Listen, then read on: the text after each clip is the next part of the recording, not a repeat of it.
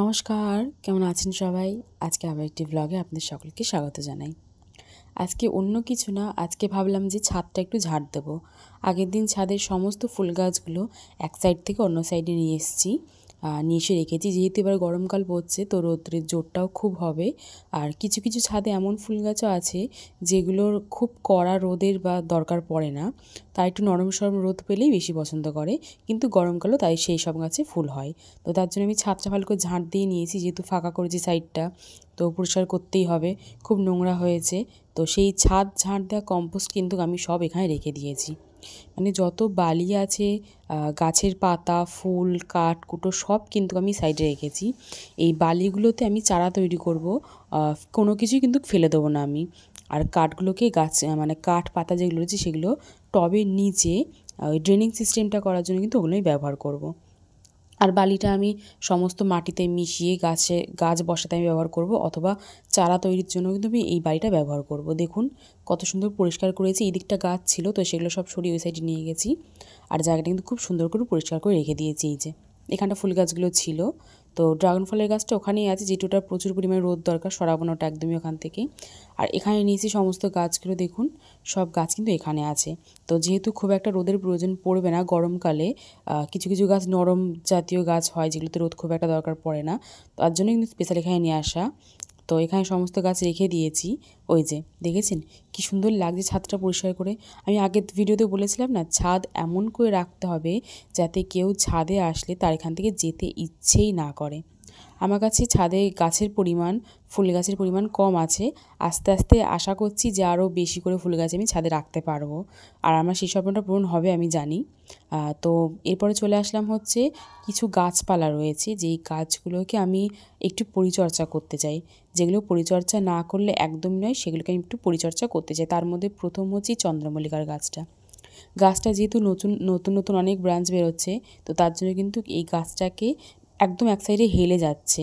তো তার জন্য গাছটাকে ভালো করে আমি বেঁধে ওপর দিকে করে কিন্তু তুলে দেবো, মানে যাতে গাছটা সোজাভাবে হয় আর একটা সাপোর্ট পায়, যাতে গাছটা, কারণ এরপরে যখন আরও অনেক পাতা গজাবে, গাছ থেকে ডালপালা হবে, তখন কিন্তু গাছটা ভেঙে যাওয়ার সম্ভাবনা থাকতে পারে। তার জন্য ভালো করে শক্ত করে বেঁধে দিলাম গাছটাকে। এখানে আমি যতগুলো গাছ থাকে এরকম নড়বড়ে টাইপের বা হেলে পচে সমস্ত গাছ, সেই সমস্ত গাছগুলোতে কিন্তু এরকম করে আপনারাও একটা সাপোর্ট দিয়ে বেঁধে দেবেন গাছটা। তাহলে কী হবে, গাছটা সোজাভাবে থাকবে আর হাওয়া দিলে বা ভেঙে যাওয়ার কোনো ভয় থাকবে না। একই পদ্ধতিতে আমি এই মানে ডালিয়া ফুল গাছটাতেও কিন্তু আমি বেঁধে দেবো ডাল দিয়ে। ডালিয়া ফুল গাছটা যদিও এখন গরম পড়ে যাচ্ছে আস্তে আস্তে, জানি না আমি এটাতে ফুল পাবো কি না, তবুও একটা আশা রেখে দিয়েছি যে যদি ফুল পাই। দেখুন অনেকগুলো কিন্তু ডালপালা বেরিয়েছে গাছ থেকে। এটাতে আমি কিন্তু কোনো কাটিং করিনি, মানে কোনো পিঞ্চিং করিনি, তবুও কিন্তু অনেক ডাল বেরিয়েছে। আমি কোনোদিনও ডালিয়া ফুলের গাছ এত কাছ থেকে দেখিনি, বা ডালিয়া ফুলের গাছ আমি কোনোদিনও বসাইনি। তো অতএব আমার এই ডালিয়া ফুল গাছের সম্বন্ধে অতটা কোনো ধারণা নেই।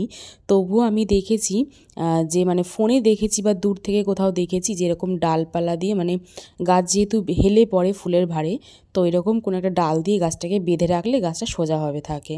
তো সেই সাপোর্টটা আমি দিয়েছি এখানে এই ফুল গাছটাতেও। তো সাপোর্টটার খুবই দরকার ছিল গাছটা, তো সেটাই আমি এখানে করেছি। কিন্তু একটু ঢিলা ঢিলা লাগছিলো বলে আমি একটু টাইট করে শক্তপোক্ত এটাকে বেঁধে দিলাম ভালো করে। এখানে আমি দুটো গাছ বেঁধে রাখলাম, একটা হচ্ছে চন্দ্রমল্লিকার গাছ আর একটা হচ্ছে ডালিয়া ফুলের গাছ। এরপরে আসবো হচ্ছে কোনো গাছের চারা তৈরি করতে হবে এবার দুটো একটা। তার আগে বলি এই গাছটা, এটা হচ্ছে পর্তুলিকার গাছ। ওই যে কমলা কমলা টিউলিপ ফুলের মতন ফুল ফোটে না, আমি আগে হয়তো দেখিয়েছি ফুলগুলো, তো সেই টিউলিপ ফুলের মানে ওই পর্তুলিকা গাছটা এটা। তো সেটাকে আমি ভালো করে এই গ্রো ব্যাগেতে বসাবো, কারণ এই ফুল গাছটা আমি কোনো টবেতে বসাতে চাই না স্পেশালি। তো আমার কাছে অনেকগুলো গ্রো ব্যাগ ছিল, এগুলো হচ্ছে চন্দ্রমল্লিকা গাছের গ্রো ব্যাগ। আমার অনেক আগের ভিডিওতে আপনারা দেখে থাকবেন, আমি এই গ্রো ব্যাগগুলো রেখে দিয়েছিলাম। তো এই গ্রো ব্যাগের মধ্যেতেই আমি কিন্তু এই গাছটাকে বসিয়ে দেবো এর মধ্যে। যেহেতু গোড়াটা প্রচুর শক্ত হয়ে গেছে ঠিক মতন জল না পাওয়াতে, তো সেই জন্য কিন্তু জলের মধ্যে এই গোড়াটাকে একটু ভিজিয়ে রাখতে হবে, যাতে একদম নরম হয়ে যায় আর মাটিটা কিন্তু আস্তে আস্তে ঝরে পড়ে যাবে। যদি এই জিনিসটা না করা হয়, তবে কিন্তু গাছ আপনি যত জল দিয়ে বসানোর চেষ্টা করুন বা যত ভালো সার দিয়ে গাছটাকে বসানোর চেষ্টা করুন না কেন, গাছের কিন্তু কোনো গ্রোই হবে না। দেখুন অনেকক্ষণ ভিজিয়ে রাখার পর এখানে আমার কিন্তু গাছের গোড়া থেকে পুরো সমস্ত মাটিটা আলগা হয়ে গেছে একদমই। এবারে গাছটাকে আমি অনেক সহজেই বসিয়ে দিতে পারবো এর মধ্যে, খুব একটা কষ্ট হবে না গাছটা বড় হতে। কারণ এর থেকে গাছটা যেহেতু একটু বড় লম্বা হয়েছে থেকে, তো এবার যেহেতু গরমের সিজন পড়ছে, তো এখন কিন্তু এই গাছটাতে প্রচুর ফুল দেবে। তো সেই জন্য গাছটাকে বসানো, আর ডালগুলো একটুখানি কেটে আমি কাটিং করে সাইডে বসিয়ে দেবো ছোটো ছোটো করে। এই ফুল গাছটা সত্যি ভীষণ ভালো লাগে আমার। ওই যে ঠিক যেরকম টাইম ফুল গাছটার আমি বসিয়েছিলাম না ওই বড় একটা সরার মধ্যে, ঠিক এই ফুলটাতেও কিন্তু এই গাছটাতে ওরকম ফুল হয়। আর স্পেশালি এই ফুলটা কিন্তু গরমকালেতেই হয়, শীতকালেতে খুব একটা আমি দেখিনি ফুটতে, হয়তো এক আধটা ফোটে, সেগুলো একদমই ছোট ছোট, না ফুটলেই নয়, তাই কিন্তু গাছটা ফোটে। তো আশা করছি এরকম করে বসালে গাছটা হবে, কারণ এই গাছগুলো সাধারণত এরকম করে বসিয়ে দিলেই হয়ে যায়, কিন্তু ডালপালা কেটে ছোট করে মাটিতে রেখে দিলেই হয়ে যায়। তো সেই জিনিসটাই আমি করলাম। আর এই টবেতে হচ্ছে আমি বালি নিয়ে এসেছি, ওই যে ছাদ ঝাড় দিয়ে যে বালিটা বেরিয়েছে সেই বালিটা কিন্তু আমি এখানে নিয়ে এসেছি। আর বালিটা কিন্তু ভালো করে ভিজিয়ে নিচ্ছি আমি, যেহেতু এর মধ্যে আমি চারা গাছ তৈরি করতে দেবো, তার জন্য কিন্তু বালিটা ভালো করে ভিজিয়ে নিলাম। আর ভিজিয়ে এরপরে আমি আর একবারও বালি ভেজাবো না, একদম সম্পূর্ণ সাইডে রেখে দেবো বলে বেশ একদম জ্যাবজ্যাবি করে কিন্তু বালিটা ভিজিয়ে নিয়েছি। আর যেই ডালটা আমি বসাচ্ছি সেটা হচ্ছে জেসমিন ফুল গাছের ডাল। আমাদের বাড়িতে নিচে ছিল এই ডালটা, মানে নিচে বাগানে হয়েছিল জেসমিন ফুল গাছটা, তো ওতে একদমই ফুল হয় না। তো তার জন্য কিন্তু আমি জেসমিন ফুল গাছের ডালটা নিয়ে এসেছি, নিয়ে এসে এই টবেতে জল দিয়ে ভালো করে ভিজিয়ে বসিয়েছি। আর একটা লাঠির সাহায্যে কিন্তু আমি গর্তটা করেছি, মানে ওই যে ছিদ্রটা যার মধ্যে গাছটাকে বসাবো, একটা লাঠির সাহায্যে কিন্তু আমি ছিদ্রটা করেছি, করে গাছটাকে বসিয়েছি। একদমই চেপে গিথে বসাইনি, তাহলে কিন্তু বালি ঢুকে যাবে ওই গাছের গোড়ার দিকটা, তাহলে কিন্তু গোড়া শেকড় বেরোতে চাইবে না। এবারে একদম পুরোপুরি প্লাস্টিক দিয়ে ঢাকা দিয়ে দিলাম। এরকম করে যদি গাছ বসানোর চেষ্টা করেন তাহলে কিন্তু অবশ্যই গাছ হয়, যেটা আমি দেখেছি ফোনেতে, সেটাই আমি করছি এখানে। তো সেই প্রসেসটাই আমি এখানে করলাম। তো প্লাস্টিক দিয়ে ঢাকা দিয়ে গার্ডার দিয়ে দিলাম, দিয়ে এটা একদম ছাওয়াতে রেখে দেবো। এখন প্রায় খুলবো না বললেই চলে, যখন দেখো বাড়িটা একদম শুকিয়ে যাচ্ছে তখন আমি খুলে কিন্তু ওই গাছটাতে একটুখানি জল দেবো, দিয়ে আবার ওরকম করে ঢাকা দিয়ে রেখে দেবো, আর খুবই ছাওয়ায় রেখে দেবো। এদিকে দেখুন গাছপালাগুলো, এই যে।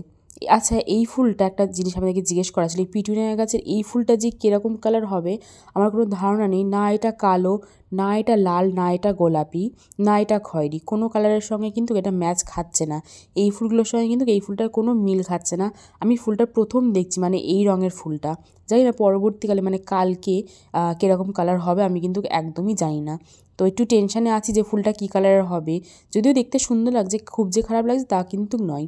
দেখুন সমস্ত গাছের কিন্তু ভালো গ্রো এসছে, চন্দ্রমল্লিকা ডাল বসিয়েছি ঠিক যেরকম গ্রো আসার কথা।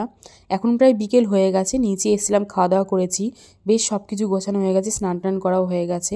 তো এবারে ভাবছি বিকালবেলা যেতে, এখন ওই 5টা মতন বাজে, 4:30 5টা, এখনও রোদ্দুর রয়েছে, কিন্তু আমার ছাদে যে গাছগুলো সেই গাছের রোদটা কিন্তু নেমে গেছে। আর এই জলটা আজকে আমি নর্মাল জল গাছে দেব না, আজকে দেব হচ্ছে একটু স্পেশাল জল, সেটা হচ্ছে এটা সবজি ধোয়া জল। ভাবছেন তো জলটা কেন লাল রঙ?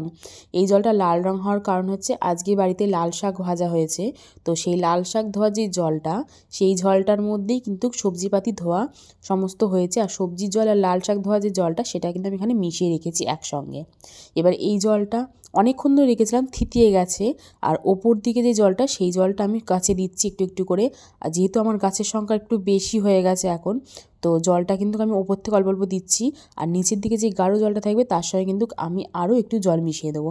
এই যে দেখেছেন তো, গাঢ় জলটা রয়েছে বলে আমি ওর মধ্যে আরও কিন্তু 1 মগ জল মিশিয়ে নিয়েছি, নিয়ে সমস্ত গাছে দিচ্ছি।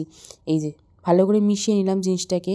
জল দেখছি নিচে দিকে কমে এসছে, গাঢ় রয়েছে অনেকটা জল নিচের দিকে, লাল টকটকে হয়ে রয়েছে বলে আমি 1 মগ জলের মধ্যে মিশিয়েছি, যাতে আমার সমস্ত গাছগুলোতে দেওয়া কমপ্লিট হয়। এরকম সবজি ধোয়া জল দিয়েও কিন্তু আমি ভালো ফল পেয়েছি গাছেতে। আমার কিন্তু সার খুব একটা কাজে লাগে না গাছেতে, আমি খুব একটা সার ব্যবহার করি না, মানে ওই আর কি দোকান থেকে কেনা সার আমি খুব একটা ব্যবহার করি না। যেহেতু নারকেল গাছ বসানো হয়েছিল বাড়িতে, তো তখন কিন্তু ওই সারটা বেঁচেছিল বলে আমি গাছে ব্যবহার করেছি, আর সেই ভিডিওটা আপনাদের সঙ্গে শেয়ার করেছি। তাছাড়া আমি কেনা সার কখনোই গাছে ব্যবহার করি না, যা ব্যবহার করি নিজে থেকে বানানো সার কিন্তু আমি গাছে ব্যবহার করে থাকি। আপনারা দেখেছেন, আপনাদের সঙ্গে আমি সব কিছুই শেয়ার করে থাকি। কোনো কোনো সময় গাছেতে কলের জল ছাড়া নর্মালি কিন্তু এই সবজি ধোয়া জল, ডাল চাল ধোয়া জল কিন্তু একসঙ্গে জমিয়ে রেখে সকাল থেকে বিকেলবেলা ব্যবহার করবেন গাছেতে। কিন্তু গাছের যে সবজি চাল ধোয়া জল সেটা কিন্তু পরিমাণটা কম রেখে তার সঙ্গে একটু জল মিশিয়ে দেবেন, কারণ অতিরিক্ত কড়া ডোজ পড়ে গেলে গাছের গোড়াতে কিন্তু অনেক সময় গাছের গোড়া নষ্ট হয়ে যায় বা পিঁপড়ে পোকা লেগে যায় কিন্তু সেই জলের প্রভাবে। তো আমি এখানে কম কম ব্যবহার করেছি। সব গাছে বেরিয়ে দেওয়া হয়ে গেছে, আপনাদের সঙ্গে সবটা শেয়ারও করা হয়ে গেছে। আজ তবে আসি, দেখা হবে অন্য একটি ভিডিওতে। সকলে সাবধানে থাকবেন, ভালো থাকবেন, সুস্থ থাকবেন। আজ তবে আসি।